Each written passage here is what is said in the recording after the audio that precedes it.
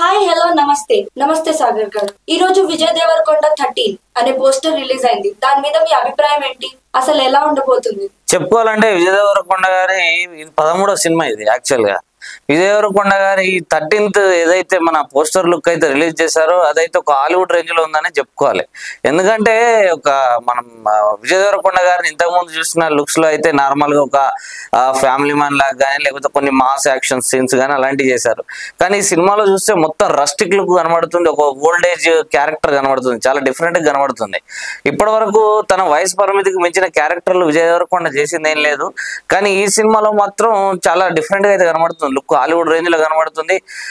అంతేకాకుండా విజయ్ దేవరకొండ ముఖం మీద కొద్దిగా బ్లడ్ మార్కలు ఉన్నట్టు కనబడుతుంది. అంటే అక్కడ ఏదో ఒక భారీ ఫైట్ జరిగిన తర్వాత విజయ్ దేవరకొండ గారు ఆవేదనతో గట్టిగా అరుస్తున్నట్టయితే మనకి పోస్టర్ ని చూస్తే అర్థమవుతుంది.